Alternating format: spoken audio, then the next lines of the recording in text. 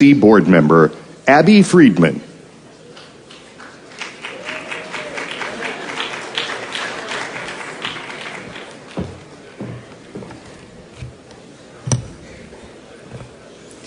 Good afternoon, and welcome to the RJC Presidential Candidates Forum. My name is Abby Friedman, and I'm a national board member of the RJC from Las Vegas, Nevada.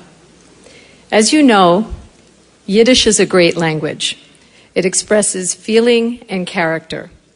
Two Yiddish words that don't often appear in the same sentence, nevertheless seem to capture the unique nature of the leading candidate for the Republican presidential nomination. Donald Trump is a mensch with chutzpah. I met Donald Trump 30 years ago through my work as an attorney in the Atlantic City gaming industry. So I know that while chutzpah gets the headlines, he is also a mensch at heart. I saw this personally when three key senior executives of Trump's gaming companies tragically died in a helicopter crash in 1989. Donald Trump stood with a completely devastated community with extraordinary compassion, generosity, and bold character behind the headlines, earning the title of mensch. As for chutzpah, really? Donald Trump's candidacy is built on chutzpah, on a fearless ability and tenacity to tell it like he sees it, even if some people don't want to hear it, especially when people don't want to hear it. Among the presidential Republican candidates, Donald Trump may also be the most closely connected to the Jewish people. His daughter and his two grandchildren are Jewish. I guess theoretically it makes him mishpucha. Yes. He's also a vocal supporter of Israel and its great leader, Prime Minister Netanyahu. He has raised his voice, often and loudly, in support of Israel's safety and security. For that, we are extremely grateful. Donald Trump says what has to be said to whomever needs to hear it. Right now, America needs to hear it because America is in trouble. And it's going to take a whole lot of chutzpah to make it great again. And so, it is my honor to introduce the front runner for the Republican presidential nomination, a captain of industry, investor, author, public personality, and candidate for President of the United States, a mensch with a lot of chutzpah, ladies and gentlemen, Donald Trump.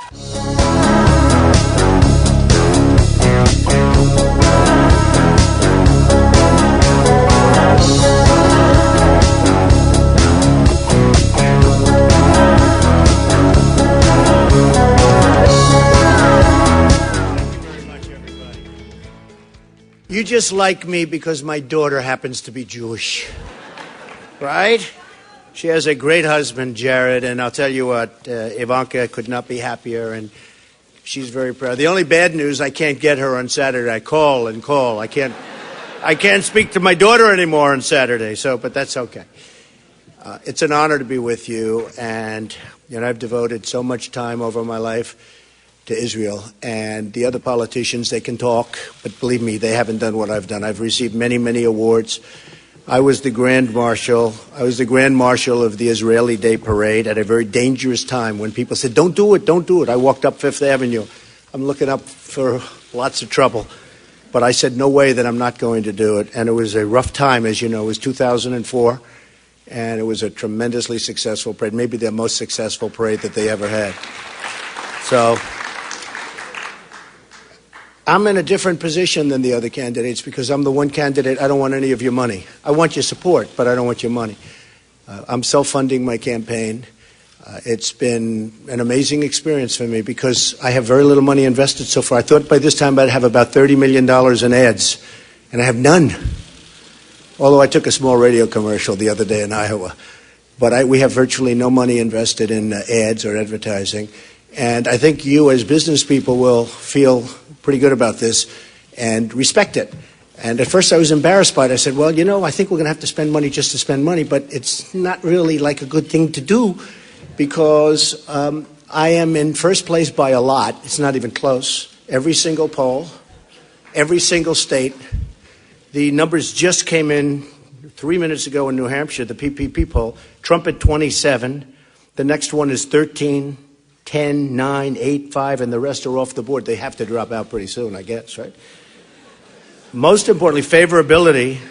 No, I still like the top number most, but favorability is now at 50 to 39, which is good. And I beat Hillary in the Fox poll, as you see, very easily, 46 to 41. That's ultimately the most important.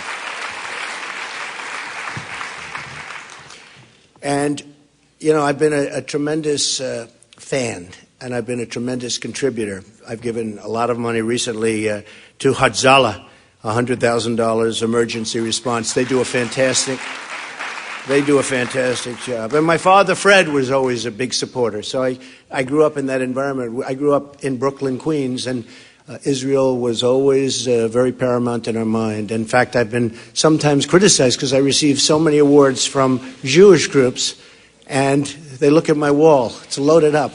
But now the Christians are catching up, I have to tell you. My Christians are liking me a lot lately, and they've been great. They've been great. So Obama is the worst thing that's ever happened to Israel. The worst. The worst. And when I see great friends of mine who are very, very pro-Israel, they love Israel. They love it with passion. And they're having fundraisers for Obama. I say, what are you doing? And it's almost like they answer me, they say, we don't know. He comes to New York, we don't know. We don't know. I say he's a disaster.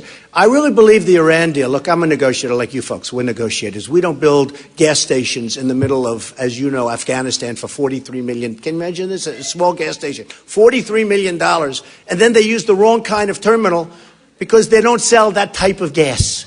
Okay? $43 million for a gas station. How many think they could have done it for less? Would you raise your hand, please? But I look at Obama, I look at that deal where we gave to Iran $150 billion. They don't need to develop nuclear weapons. They can buy them. They can buy them. It's true. Why do they have to develop them? They can buy them. We gave them $150 billion. They go out, and in terms of, surveillance, they have the right to self-inspect. How about that? On their the most dangerous, they can self-inspect. We're going to let them self-inspect. And then you have, of course, the 24 days. But the 24 days, we're all good with contracts. Don't start until such and such happens. It could be forever before you ever go in to inspect. And we don't even get our prisoners. And now they want to start a negotiation to get the prisoners back. And they want 19 people for hour 3. They don't want to give us our 4. You know, we're 4. But they only want to talk 3. Now, that should have been negotiated right at the beginning, 3 years ago. And maybe better than any audience. I mean, the people in this room understand what I'm saying. It should have been, you walk in. By the way, did you ever see a negotiation take so long? And we conceded on every single, we didn't win anything. We didn't win anything. But that should have been with our prisoners. Day one, whatever it is, years ago, we have to get our prisoners back. You don't want them. We need them. It'll make us look better. Everybody's going to like us more. With the American public, any deal we strike, it's going to look good. And you say that. We have to get our prisoners back. Day one. They're going to say, no, we're not giving. And we're going to say, bye-bye. Bye. Call us when you're ready. And then we go out and double up and triple up the sanctions. I guarantee you within 48 hours they're calling, begging us to come back to the table, and you have your prisoners back. It's so easy.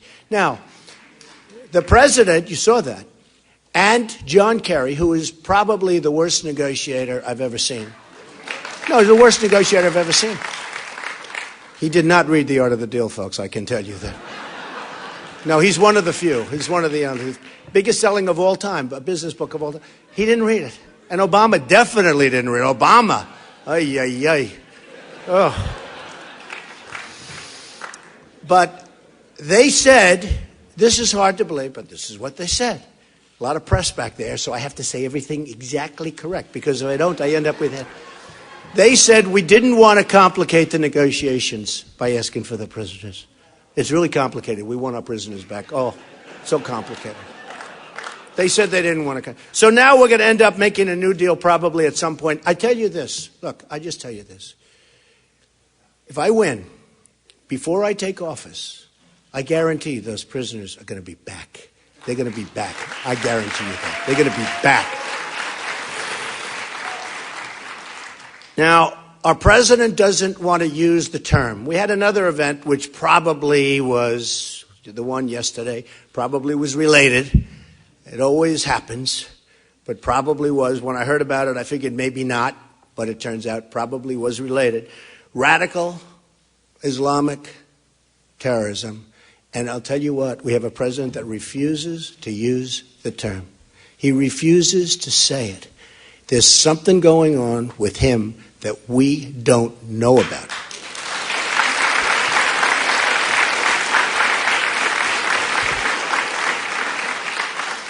Now, as far as Hillary is concerned, she's got to go with what he wants. She shouldn't be allowed to run. What she did is criminal with the emails. And she shouldn't be allowed to run. She's going to have to follow his line because she's on a thread. Look, in real life, his attorney general, his U.S. attorney, his attorney general. So his attorney general is going to listen to him, in my opinion. I think it's very dishonest what's going on with our government. General Petraeus was given a life-changing sentence. Other people have been sent to jail. Petraeus was, essentially, look, I don't want to get into it with the poor guy. What he went for nothing compared to what she did. For nothing. For 5% of what she did. And Obama, she can't go against him because all he does, boom, she gets indicted. That's the end of it. That's the end of it. So when you see Hillary backing up virtually everything he says, and he's got control of her, it's just total control. But I'll tell you what, she shouldn't be allowed to run. What she did was a criminal act. And remember, this is a 6-year, you have a 6-year statute of limitations. So she's fighting for her life. If she doesn't become president, she could have a real problem. Does that make any sense to anybody? Huh? Does that make sense to anybody? Because what she did was just wrong, okay? And, she's been involved in corruption her whole life, whether it's Whitewater. Her whole life is corruption. She was a horrible Secretary of State. She did a horrible job. Other than travel a lot, she traveled a lot, nothing ever got done. The world blew up around her. It blew up. 500 to 600 calls and emails and everything from our ambassador asking for help, and she didn't respond. The truth is she doesn't have the strength or the energy. She responded to her friends. You know the friends we're talking about. Some of those friends are, sort of an interesting friend going on there. But she responded. Yeah, you get that, right? A lot of people don't get that. But she responded to a friend, but she doesn't respond to an ambassador that's asking for help. Hundreds of requests, and she doesn't respond. Now remember this. I go every night up someplace. Yesterday I was in Manassas, Virginia. We had an unbelievable crowd. The other day I was in Florida. We had 12,000 people in Sarasota at 12 o'clock in the afternoon with the football games going on. 12,000 people. The convention center held 5,000. So we had thousands outside. I made a speech outside. I made 2 speeches. I had to do 2 speeches. I said, you can't get me a larger convention center so I can do 1 speech? My people said, no, this is the biggest one. We set a record, a big record. We set a record everywhere. In one of the centers, we beat the record of Elton John. It's true. Elton John. I'm no longer competing with politicians. I'm competing with musical talent. One of the great musicians said, you get the largest crowds of any single human being on earth without a guitar, meaning who doesn't count on music. So it's true. We've had tremendous response. We've had incredible response. And I think, if you look at what's going on, and I think based on the response, based on the polls, I don't want your money, therefore you're probably not going to support me, because stupidly you want to give money. Trump doesn't want money. Therefore we can't, even though he's better than all these guys, even though he's going to do more for Israel than anybody else, even though Bibi Netanyahu asked me to do a commercial for him, and I did, and he won his race, so I was very happy about that. But he asked me to do a commercial. And they said I was only celebrity. I don't know if that's, but they said I'm the only celebrity. I don't know. I'm not a celebrity. See, now I'm a politician. I'm so embarrassed by that term. My whole life I've been a businessman. I've been a developer. I've been somebody. I've employed tens of thousands of people over my lifetime. I have unbelievable statements, an unbelievable company. A lot of people said, "Oh, he'll never file this. You'll get a kick out of it. He'll never run because he'll never want to file various papers. And then he'll never file this and that. And then you have to sign your life away. The first paper, we all know about first papers. You sign your life away. They say, he did it. Then they say, well, he'll never sign and he'll never file his financials because who knows, maybe he's not as rich as people think. So I filed my financials, almost 100 pages, the biggest ever filed by the federal elections. And everybody said, oh my, he's much bigger, much stronger, and holy mackerel, look at these numbers. And what they don't know, if I didn't run, I probably would have filed anyway because I built a great company. And I like to brag about it whenever possible. It's true. Some of the greatest assets, Doral, Doral, and Turnberry in Scotland, and Trump Tower, and many buildings in Manhattan. Just many buildings. Bank of America building in San Francisco with a great partner, and so many other buildings and things. And it's just a much bigger, much stronger. And the reason I bring that up is because that's the kind of thinking we need. And I don't bring it up as braggadocio. I bring it up because that's the kind of thinking we need in this country to bring us back. We have people that don't know the first thing about the word negotiation. I can take anybody in this office, believe me, and they're better than Obama, and they're better than Kerry, and they're better than the foolish people. The foolish people. It's so embarrassing when you see what happens. Sergeant Bergdahl, all right? Sergeant Bergdahl, we get a traitor. They get 5 of the greatest killers that they've wanted for 9 years. The deal was 5 for 1. And they knew he was a traitor before we made the deal. You know about Sergeant Bergdahl. He deserted. 6 people were killed trying to get him back. They were looking for him. A general and a colonel went to see all those people. They said, no, he deserted. He was a traitor. And we still made the deal. So we get a traitor, we can give him back. Do you want to renegotiate deals? Some of us renegotiate deals. I would say about 99.9. Is there anybody that doesn't renegotiate deals in this room? This room negotiates. I want to renegotiate this room. Perhaps more than any room I've ever spoken to. Maybe more. It's okay. I've been called on that a couple of times too. But the fact is, I want to renegotiate that deal. I want to drop him right smack in the middle of where he came from. The hell where they can have him. Even if we don't get the 5 guys back, because that's not going to happen. Because you know where they are right now? They're right now all in the battlefield fighting us and trying to kill us and killing anybody that gets near them. So they get their 5 guys that they've wanted. For 9 years they've wanted them. And we get a dirty, rotten traitor. But that's the way our people negotiate. They're stupid people. Okay? They're stupid people. It's very sad. It's very sad. So I just tell you that I'm going to win. I am. I'm going to win. I mean, unless something happens, walk across the street, the wrong thing happens. But I tell you what, I have a great Secret Service. It's nice when you're number one, they give you a Secret Service. I never saw so many people.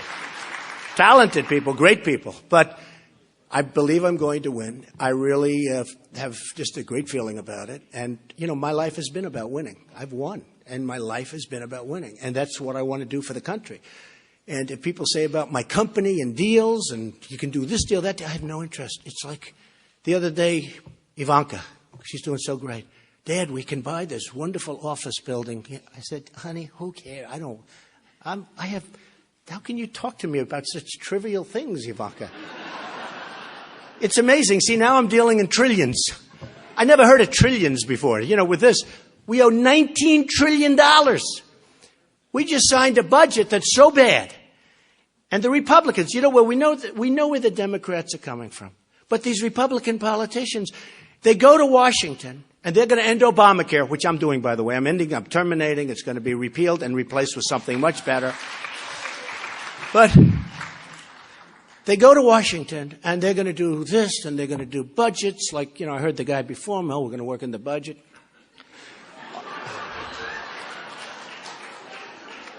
It's all about that. What happens is they're going to do budgets, and we're going to do this and that. And I tell the story. Then they walk into the Capitol building, which is magnificent. And they look up. Darling, oh my, look at those columns. Look at the ceiling. Look at the angels. Oh, look at these magnificent floors. They've never seen anything like it. We've arrived. This is incredible. And then they become mainstream. They will vote on Obamacare. Yes, I vote. They don't want to leave. They lose all of their courage. I want to use a nice word because otherwise I get reported for foul language. They lose all of their courage, and they've let us down. That won't happen with me.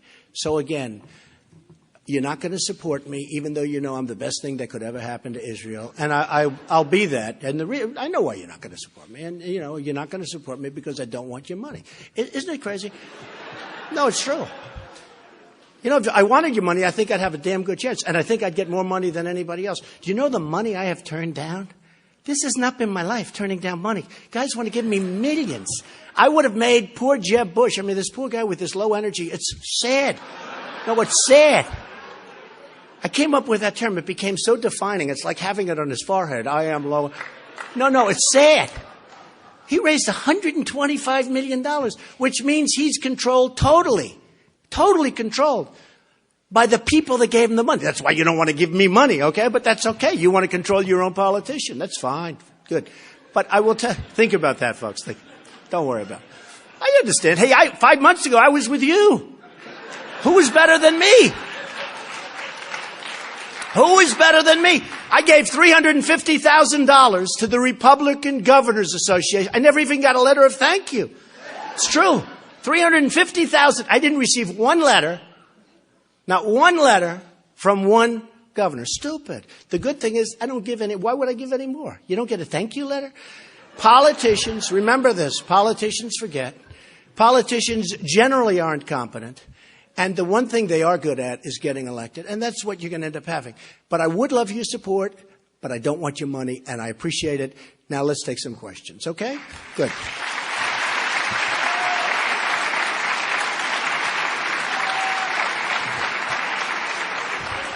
He's saying that was a little bit different than the other guys, right? So I got to tell you. And he does a great job, by the way. Thank you. So I got to tell you, you don't want their money, but you cost me $10. I had a side bet that somehow you were going to work out into your speech the hotel you were building right next door to this property. I'm glad he reminded me. And you're disappointed. You cost me $10. I didn't want to do that. You know what? Honestly, I'm building a tremendous hotel down the road. You know what? He's actually giving me it's a much better plug, but I'm going to go there right after this. I have to go through. You have to watch to make sure the contractors aren't stealing and ripping you off and everything else. But to show you how important this all is and how important the country is to me and how important Israel is to me, it's so important. I don't mention my projects. I don't. It's not like very important to me anymore. What's really important to me is the United States and making it great again. My theme is Make America Great Again. I mean, it's taken off like crazy. The hats, it's going crazy. But it happens to be a great. Some of these guys tried to copy it, but I had it trademarked because we're smart. A couple of them got up. No, they see, I was making a speech and everybody stood up, Make America Great Again. They started to copy, but nobody stood up for them. But we sent them a little notice. Don't use that term, we're trademarked. Can you imagine? I got the approval. But we're building a great hotel down the road. I hope you all stay, and it's going to be wonderful. Come on, let's go get a couple of questions. Let's turn serious for a second. Yesterday you gave some interviews. You made a speech in Manassas talking about an upcoming trip that you're going to make to Israel. Right.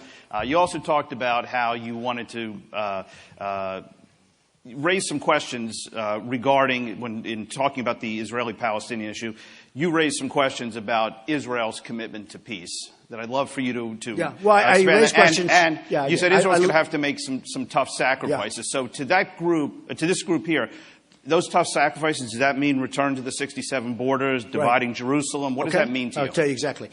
So I was interviewed yesterday by a whole group of reporters from AP, and they did a very good job, very fair story. And one of the questions was about Israel and the Palestinians, what's going to happen.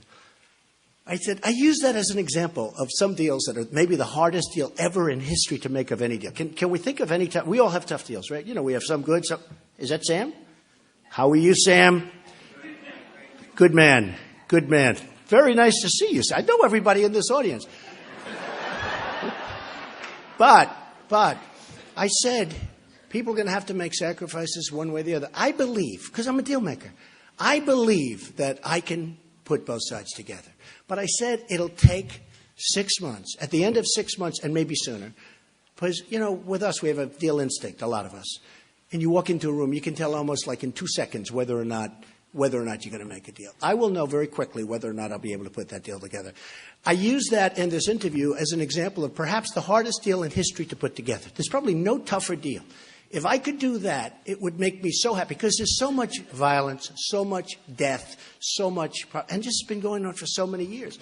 Now, I said you have to have a commitment to make it. I don't know that Israel has the commitment to make it, and I don't know that the other side has the commitment to make it. With that being said, you know, I have a good chance of winning because you look at what's going on, and so I have a good chance. I don't like to, as a deal maker, give away a lot of cards by talking about how I feel about this or that. I'd rather save it for that moment when you walk into the room. I don't want one side or the other saying, look, I think people know where I stand, okay? But wouldn't it be great if they could make a deal? But a lasting deal, a real deal, not a phony deal that's going to last a week and then bad things start happening again. I'd love to, and I will give it. You know, Obama's, as you know, he said it won't happen during White, meaning he gave up on this before he even started. But I think it would be a great thing for Israel. I think it would be a great thing, actually, for both sides if a real deal could be made. And I'm going to give it my best. I'm a great deal maker. That's what I do. I made a lot of money. I'm going to give it my best. It would be great if that deal could be made. Okay? Let me go one point, because President Bush wrote a letter to Prime Minister Sharon in which he basically said the U.S. position wasn't going to be to force Israel back to 67 borders. The Obama administration... Well, by the way, Israel has given a lot. They have. And a lot of people don't know that. I think the public relations for Israel hasn't been so great because Israel's given a lot but hasn't been given a lot of credit for what they've given. And I don't know if you agree with that. So, in fact, some things have been given which were unthinkable. And a lot of turmoil it caused in Israel. There were things given. But I'd like to go in with a clean slate and just say, let's go, everybody's even, we love everybody, and let's see if we can do something. But I do think this, and I do think right from the beginning, and that one of the reasons I'm saying it now, even though perhaps it comes back to haunt me later on, it has to be said that Israel has given a lot. I don't know whether or not they want to go that final step, you know, and that's going to be up to them. But Israel has not been given the credit that they deserve for what they've done. I will say that. I will say that. So that's it. Okay. Can I at least try and pin you down on Jerusalem as the undivided capital of Israel? Yeah, go ahead. No, is that a position you support? You know what I want to do? I want to wait till I meet with Bibi. You know, I'm leaving for Israel in a very short period of time. I know what you're saying. You're not going to be, who's the wise guy? Okay. Do me a favor. Just relax, okay? You'll like me very much, believe me, okay? Then you wonder why you get yourself in trouble, all right? You're going to like me very much. It's going to be fine. But, again, you can't go in with that. If you're going to make a deal, and you can make a great deal, you can't go in with the attitude, we're going to shove it down. You got to go in and get it and do it nicely so everyone's happy. Don't worry about it. You're going to be very happy, okay? Don't worry about it. Go ahead. Obviously, you know, you've been an outspoken defender of Prime Minister Netanyahu. As we said, you've made a TV commercial. I think he's a very good man. I think he's been treated very badly. I think that our president has been unbelievably rude to Bibi. I don't know how many people like Bibi, but I think he's been unbelievably rude. And, I mean, we'll talk about deals after the fact, which is a shame, but I think the Iran deal is the worst single thing. Perhaps it'll go down. And I've been pretty good at predicting things. I think it's going to go down as the worst single thing that's ever happened to Israel. I think it's a catastrophe for Israel. And I think the fact that Obama was willing to make that deal for anybody that loves Israel to support this guy, or even the Democratic Party, is impossible to believe. I think it will be one of the great catastrophes. But if I get in, I will straighten it out, believe me. It's going to be straightened out. It's going to be straightened out tough, and it's going to be straightened out fast. The one bad thing is, if I get in, the $150 billion is gone. That hurts me, and that hurts the people in this room. But the $150 billion is gone, because it'll be gone before you get there. You know, we're talking about a year and more, actually. Yep. Although the election, very quick. You know, it's coming up. It's now less than a year. And, you know, we have the Iowa starts on February 1st, and then we go right down the line. And it's very exciting. We're talking about a couple of months now for it to start. So it's really for a person like me, I mean, it's very exciting. Yep. So the other half of my question, you obviously have a great relationship with Prime Minister Netanyahu. Which of the other Arab leaders do you either know or can you see yourself working with, and you think you could have a positive working relationship? Well, I haven't been working too much with the Arab leaders, to be honest with you. No. Okay? Yeah, I told you I made commercials for Bibi. I don't know if that's going to help me in the negotiation. I can tell you. You know, I'm trying to keep it nice and level, right? Then I get people screaming at me. But I'm trying to keep it as level as possible. But I, for the most part, don't know. The King of Jordan it seems like a nice man. I mean, I don't know. We're going to see. We're going to see. A lot of people like him. Some people don't.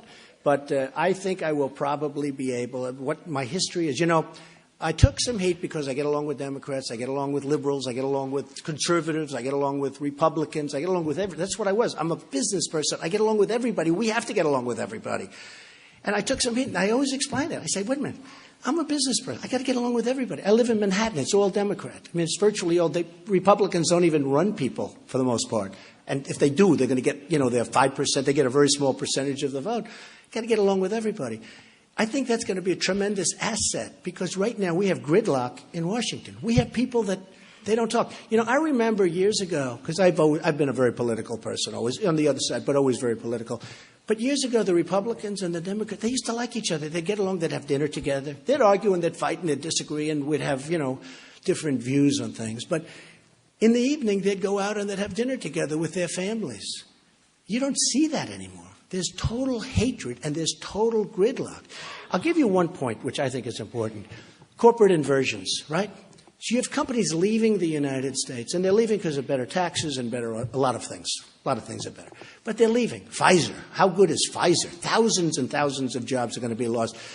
But they're also leaving because we have $2.5 trillion, at least. I think it's a much higher number than $2.5 trillion that's out of the country that these companies can't get back because of bureaucracy and horrible agreements, but because the taxes are too high. They're so onerous that nobody in this room would agree to pay that much money to get your money over. So they leave it over there, and they actually take the company, and they move the company to the money because that's how much money. The Republicans and the Democrats totally agree that the money should come back. For 3 years, they can't get a deal. There's no leadership. It's gridlock. There's an example of something where everybody agrees. All the people that you see up here, they all agree. But they can't get it done because they're politicians. They're all talk. They're no action. So there's something, and it's so important. It's not like something where they don't agree. Like there's big disputes, and we understand that. This is something everybody agrees the money should pour into this country, and we should use that money and all the things, taxes paid. But they agree, and they can't get it done because of gridlock and incompetent leadership. Okay. Hillary Clinton, is she a friend of Israel? You know, honestly, I don't think anybody can say. She says she is, but now she says all of a sudden maybe less so than you thought because she's going very, very far over to the other side. I mean, Bernie Sanders has brought her to positions that she didn't want to be at. You look at some of the things she's saying right now. But I'll tell you what, whether she is or not, she doesn't have the strength or the energy to help Israel. I'm telling you, she doesn't. And I said it, but just take a look. She'll come out and do an event, and you don't see her for another 4 days, 3 days, 5 days. No, it's true. Think of it. We don't need, some people would say it's not nice to say, she doesn't have the strength or the energy. Israel needs more than just our support. They need strength. They need real power behind them. Because, you know, you look at as these countries fall over there, Israel's looking more and more tenuous. You know, Israel has some difficulties. And one thing, and I think you'll all admit it, these people are fighting really dirty, but they fight a lot better than we used to think, right? We used to think, oh, that was easy. 15 years ago, with my friends from Israel, because I have a lot of friends from Israel, they used to smile and laugh. Oh, don't worry about it. Now they're saying, these guys they're dirty fighters. And they're not bad. You know, they're tough. They're not the JV. Okay? Obama said they're the JV. They're not the JV, folks. We need tough. We need General George Patton. We need General MacArthur. We don't need the guys we have. I see them on television. Generals. I don't want my generals on television saying, well, ISIS is very tough. I saw a guy the other day. ISIS is very tough. I don't know. I don't need that. Do you think General George Patton? They don't like him because he was a foul-mouthed, vicious, horrible, brilliant guy. So he would never make it. They probably would have had him thrown out years ago. But we need Patton. We need a genius like MacArthur. And we have those people. We have those people. I'll find that person. But we're going to knock the crap out of them. I'll tell you what. We're going to win. We're going to win. We're going to win. All right, go ahead. Yeah. We're out of time, but last question. Rank and order, as you see it, the greatest challenges facing the United States. Russia, China, radical Islam. Well, I think radical Islam right now is, and I feel that's the greatest. And again, we have a president who refuses to use the term, but radical Islam is, I'll tell you the one thing I know isn't, is global warming. That's the one thing. No. That's the one thing I know isn't. I mean, we have a guy that just the other day said that, here they want to blow it. This was right after Paris. They want to blow our cities up. They want to destroy our civilization. And he's worried about global warming, which a lot of people think is a hoax. Hey, by the way, I won so many environmental awards. Shockingly. No, it's true. And you know what I do? I want really immaculate air. I want clean, crystal water. I want a lot of things. Okay? I want a lot of things. But global warming, do you notice they change the name? We go global warming, they go climate change, they go now it's sort of, I hear a lot of extreme weather. How can you miss with extreme weather, right? If it's cold, it's okay. If it's hot, it's okay. If it's windy, if it's hot, if you have to, everything's extreme. So now they use extreme weather. It is a disgrace what's going on. And to have this man embarrass us by standing up and saying that global warming is our biggest threat, we got to get him out so fast, and thank goodness we only have a year left. Thank you. Thank you very much, everybody. Thank you. Thank you. Thank you. Thank you, man. Thank you. Thank you, man. Thank you, everybody. Thank you. Thank you, Stan. Watch your step.